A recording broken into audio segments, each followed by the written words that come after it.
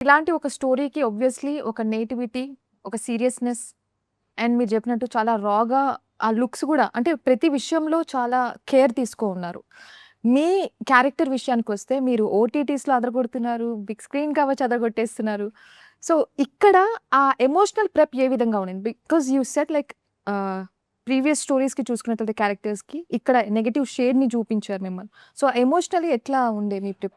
అస్సలు నేను ప్రిపరేషన్ నా వైపు నుంచి అవసరం లేకుండా డైరెక్టర్ మొత్తం అంతా ఎప్పుడైతే రాసుకున్నాడో ఆ ప్రతి లైన్‌లోనూ, స్క్రీన్ ప్లేలోనూ ఎవ్రీథింగ్ ఈజ్ రిటెన్ దేర్. నేను వచ్చి ఆయన చెప్పింది అర్థం చేసుకొని చేస్తే చాలు. So, everything is there. నేను ఓన్లీ థింగ్ ఈజ్ ఆయన వచ్చి ఎక్స్‌ప్లెయిన్ చేయడం అంతే. ముందుగా నేను ఇలా ప్రిపేర్ అయ్యాను అలా యూ నో నీడ్ సర్ అలా కాదు. అవసరం కూడా లేదు. కొన్నిసార్లు కావాల్సొస్తుంది. బట్ ఇక్కడేంటంటే డైరెక్టర్ మొత్తం అంతా నీట్‌గా రాసుకున్నాడు కాబట్టి నాకు అంతగా ప్రిపేర్ అవ్వాల్సిన అవసరం లేదు. ఎప్పుడైతే ఒకళ్ళు నేను చేసే పనిలో గూడా కొన్నిసార్లు చెప్పి ఇలా అంటే ఇలా చెయ్యాలి, ఇలా చేద్దాం, అలా చేద్దాం. ప్రతిదీ డీటెయిల్ రాసుకొని ఉన్నప్పుడు ఇంకా పెద్ద కష్టపడాల్సిన అవసరం ఉండదు. ఇచ్చేసారు మొత్తం. ఓన్లీ థింగ్ ఈస్ నేను అది అర్థం చేసుకొని చేయాలంతే. సో, అంత డీటెయిలింగ్ ఉంది డైరెక్టర్ వైపు నుంచి. డైరెక్టరు ఆయనే డైలాగులు రాశాడు కాబట్టి